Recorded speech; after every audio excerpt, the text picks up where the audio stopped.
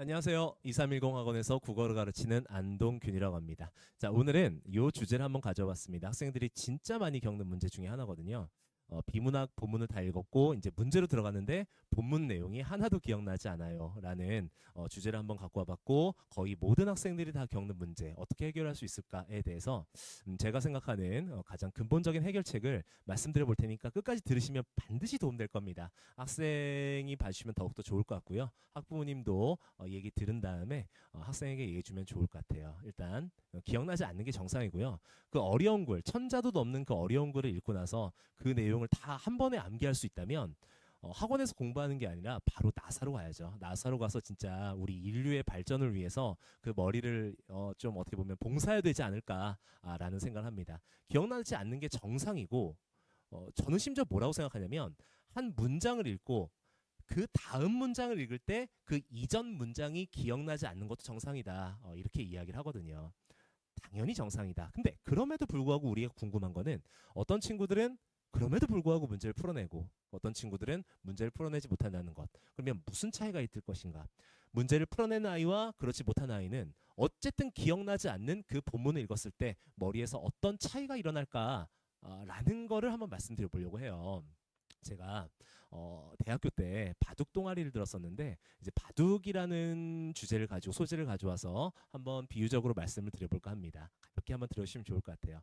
이게 바둑에 복기라는 게 있습니다. 그 아실지 모르겠지만 복기라는 게 뭐냐면 바둑 한 판을 다 두고 나서 내가 지금 두었던 바둑을 그러니까 바둑 한 판이 끝난 다음에 바둑돌을 싹 치우고 내가 지금 두었던 바둑을 다시 한번 처음부터까지 그대로 따라두는 것을 복기라고 합니다. 이 복기를 왜 하는 거냐면 이제 보통 바둑이 끝나고 나서 일종의 바둑 매너거든요. 바둑이 다 끝나고 나면 다시 한번 이렇게 더 보면서 뭐 여기서 이렇게 두었으면 좀 더 좋았겠다. 요런 게 패착이다. 요런 거 너무 잘했다. 이런 식으로 서로 이렇게 이야기를 하는 게 일종의 바둑 매너라서 복기라는 걸 이제 하곤 합니다. 이 복기가 왜 가능한 거냐면 어떻게 보면 되게 신기해요. 왜 그러냐면 바둑판이 지금 약간 그림을 가져왔는데 바둑판이 이 선이 몇 개 있는지 혹시 아시는지 모르겠지만 19개 곱하기 19개가 있습니다. 그러니까 착수 가능한 지점이 너무나 많아요. 그리고 이게 19 곱하기 19 착수 가능한 지점도 굉장히 많고 한 사람당 수백수를 두기 때문에 거의 이 바둑의 어떤 그 착수 가능한 어떤 그런 모든 걸 고려하면은 거의 뭐 우주에 있는 모든 원자를 다 합친 것보다 더 양이 많다라고 어떤 그런 이야기도 나오거든요.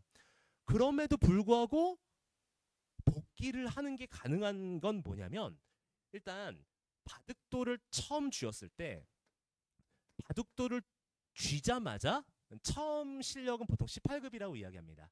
아마추어 최고수를 우리가 1급이라고 하고요. 그다음에 이제 1단부터 이제 9단까지 있는데 여기는 이제 프로의 영역이죠.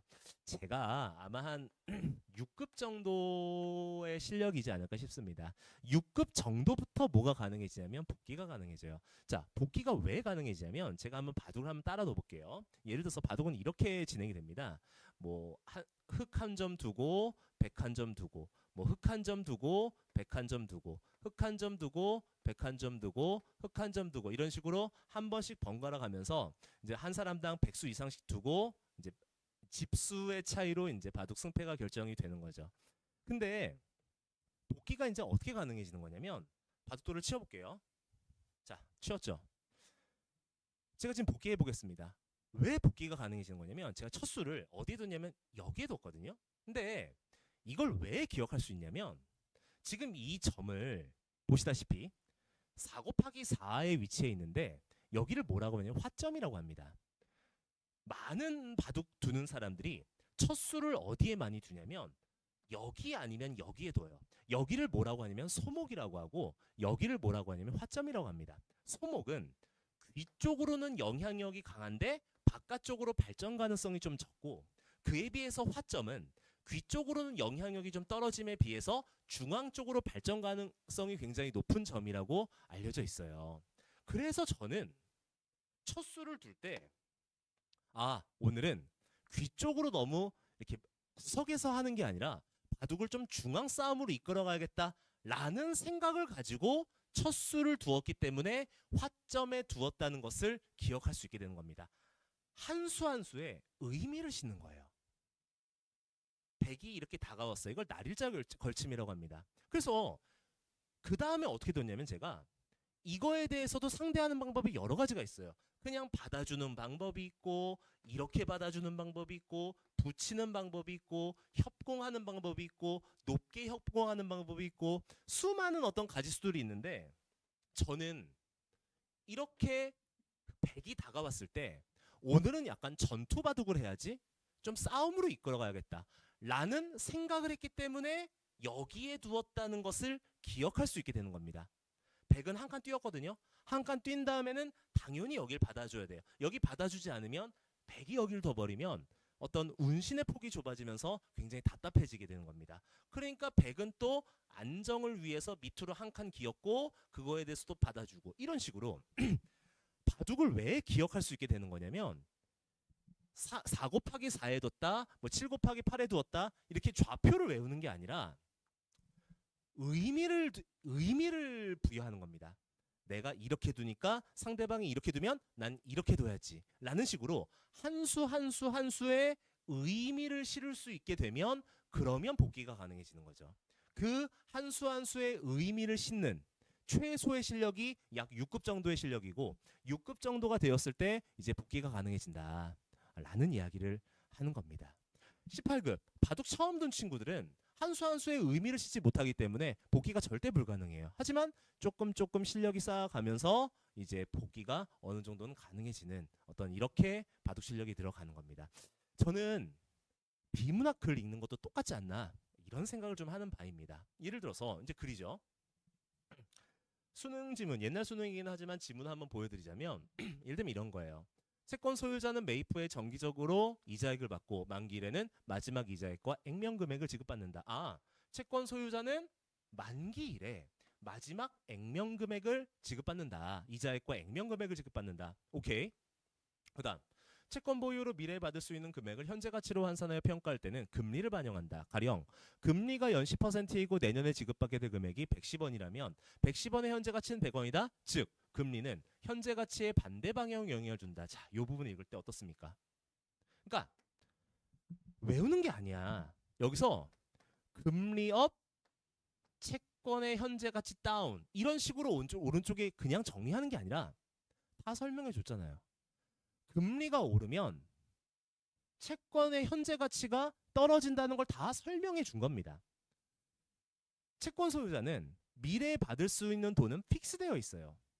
근데 금리가 약 10%이고 내년에 지급받게 될 금액이 110원이라면 110원의 현재 가치는 100원이다. 자, 금리가 10%라면 금리가 10%이고 내년에 지급받게 될 금액이 110원이라면 왜 현재 가치는 100원일까요? 그냥 글자만 읽는 게 아니라 납득을 하는 겁니다. 내년에 받을 110원은 픽스되어 있는 돈이야. 지금 100원을 은행에 넣어 놓으면 이자 10%가 붙어서 내년에 110원이 될 거 아니겠습니까? 그러니까 내년에 받을 110원의 현재 가치는 얼마가 되는 걸까요? 100원이 되는 거겠죠. 그러니까 당연히 금리는 채권의 현재 가치에 반대 방향으로 영향을 준다라는 게 납득이 되는 게 곧 아까 바둑을 두면서 한 수 한 수의 의미를 싣는 거랑 똑같다라는 말씀을 드리는 겁니다. 이 부분을 읽을 때 괄호친 부분, 이 괄호친 부분을 읽을 때 조금 실력이 떨어지는 친구들은 여기에 의미를 못 실어요. 그냥 110원의 현재 가치는 100원이다. 금리는 현재 가치의 반대 방향에 영향을 준다. 그렇게만 하고 넘어감에 비해서 조금 글을 치는 친구들은 110원의 현재 가치가 왜 100원이지? 지금 100원을 은행에 넣어놓으면 내년에 110원이 되니까 내년에 받을 110원은 현재 100원이구나 라는 걸 끄덕끄덕.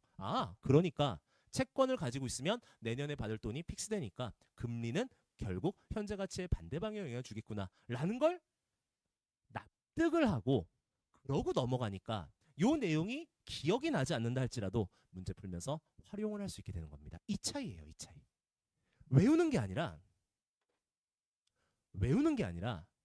의미를 읽는 거고, 저 의미를 읽으면 결국 글의 내용이 어느 정도는 정리가 되고 문제 풀 때 활용할 수 있게 된다.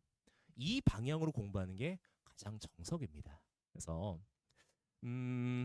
글쎄요, 바둑을 가져와서 좀 말씀을 드려봤는데 이 학생들에게 조금이라도 도움이 됐으면 좋겠습니다. 수업 시간에도 이런 이제 얘기를 좀 하는데, 그래서 이제 한 수 한 수 바둑을 두자 뭐 이런 식으로 얘기를 하곤 하는데 학생들이 잘 이런 거에 또 잘 따라줘서 뭐 따라주는 경우들이 좀 있는 것 같습니다.